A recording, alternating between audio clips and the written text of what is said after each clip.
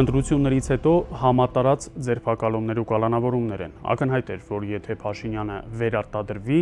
անհաշտ պայքար է մղելու իր հիմնական քաղաքական ընդդիմախոսների նկատմամբ, ունեզրկելով եւ կալանավորելով նրանց։ Եվ եթե նախկինում դրանք առանձին դեպքեր են, հիմա կրում են զանգվածային բնույթ։ Այս զանգվածային տերորի հիմնական պատճառը հենց ընտրություններն են։ Վարչախումբը հրաշալի հասկանում է, որ այդ ընտրություններում իրական հաղթանակ չի տարել։ ՔՊԻ արձանագրած շուրջ 49% արդյունքը, ինչպես քանիցս հիմնավորել եւ փաստարկել ենք, հնարավոր է դարձել լայնածավալ ընտրախախտումների շնորհիվ։ Այդ պատճառով էլ այժմ փորձում են լրացնել քաղաքական ընդդիմախոսներին, դիմելով զանգվածային ձերբակալությունների եւ ահաբեկման մեթոդների։ Դա սկսվել էր դեռևս ընտրություններից առաջ։ Հարյուրավոր քաղաքական ակտիվիստներ էին ձերբակալվում, ընդդիմադիր շտաբների աշխատանքը խոչընդոտվում էր, իրականացվում էին տարբեր ճնշումներ։ Այդ ամենի եւ ընտրախախտումների արդյունքում իշխանությանը հաջողվեց արձանագրել ցանկալի արդյունքը։ Այժմ նրանց համար կարևոր է ամրապնդել այդ արդյունքը, իսկ դրա հիմնական գործիքը քաղաքական հետապնդումներն ու զանգվածային ձերբակալություններն են։ Այդ նպատակով էլ ստեղծվում է վախի մթնոլորտ,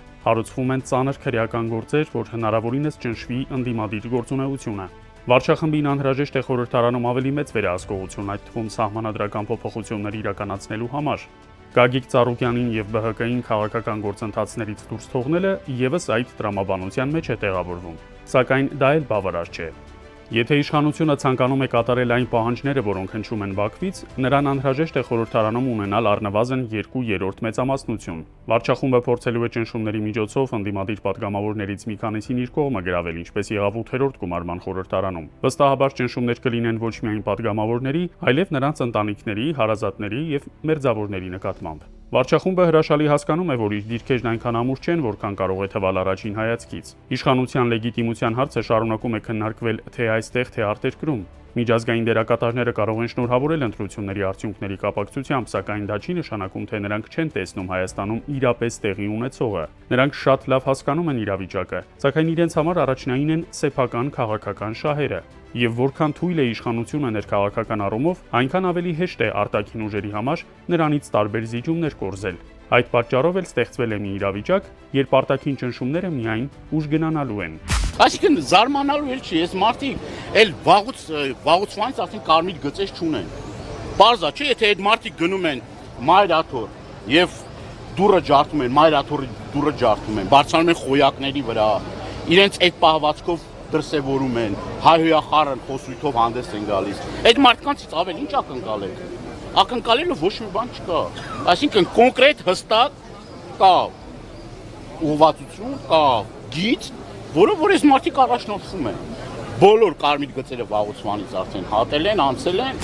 Իշխանությունը չի կարող լրացնել 100 հազարավոր մարդկանց, բայց կարող է ստեղծել այնպիսի մթնոլորտ, ուր մարդիկ կվախենան հրապարակայնորեն իրենց կարծիքն արտահայտելուց։ Մարդը կարող է գնալ ընտրության եւ իր քվեարկությամբ արտահայտել դիրքորոշում, բայց հետո չցանկանալ բարձրաձայն խոսել, մասնակցել քաղաքական գործընթացների կամ հրապարակային պայքարի։ Հենց այդ վախի մթնոլորտն է, որ փորձում է ստեղծել իշխանությունը։ Օրինակ, վարչախումբն արագորեն փոփոխություններ իրականացրեց ընտրական կարգավորումների մեջ, սահմանափակելով արտերկրում բնակվող բազմաթիվ քաղաքացիների մասնակցության հնարավորությունը։ Նման քայլերը հակասում են ժողովրդավարական սկզբունքներին, քանի որ Հայաստանի քաղաքացին չպետք է զրկվի իր ընտրական իրավունքից։ Սա մի կողմից ցույց է տալիս վարչախմբի կոշտ մոտեցումները, մյուս կողմից նաև նրա անհանգստությունը։ Եթե իշխանությունն իրեն իսկապես վստահ եւ ուժեղ զգար, նման լայնածավալ ճնշումների անհրաժեշտություն չէր ունենա։ Վարչախումբը փորձում է ցույց տալ, որ ցանկացած քաղաքական ուժ կամ անհատ, որը կարող է քննադատել իր քաղաքականությունը, կարող է ենթարկվել ճնշումների։ Վարչախումբը շատ լավ հասկանում է, որ առաջիկայում ստիպված է լինելու գնալ լուրջ արտաքին քաղաքական զիջումների։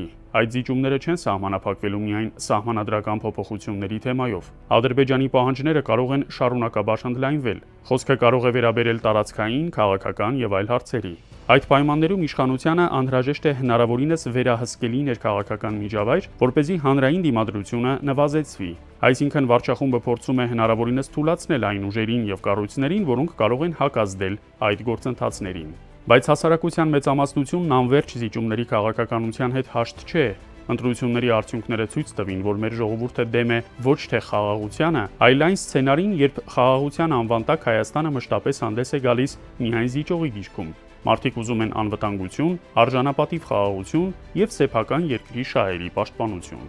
Չի կարող պետության մեջ, երբ որ ամբողջ մարմինը գլխից սկսած հիվանդ է, թևը կամ ոտքը առողջ լինել։ Այս երկրում չի կարող արդար որևէ բան լինել։ Այս երկրում չկա ժողովրդավարություն, այս երկրում չկա արդարադատություն։ Այս երկրում մենք գոնե ականատես եղանք, ինչպես բոլորիս աչքի առաջ գեղեցիկ ուղակի թվեր նկարեցին։ Քանի դեռ վարչախումբը շարունակում է հանդես գալ միակողմանի զիջումների դիրքերից, Ադրբեջանը շարունակելու է համալրել Հայաստանին ներկայացվող պահանջ նախապայմանների ցանկը։ Այդ պատճառով հրատապ է ունենալ այնպիսի քաղաքականություն, որը հիմնված կլինի ոչ թե արտաքին ճնշումներին արձագանքելու, դրանց հագուրդ տալու, այլ Հայաստանի պետական ազգային շահերի հիման վրա։ Հայաստանի թուլացած դիրքը տարբեր ուժերին հնարավորություն է տալիս շահագործելու դա եւ անվերջ զիջումներ կորզելու։ Դա պետք է խափանել եւ հնարավորինս շուտ։ Իսկ պայքարը շարունակվում է։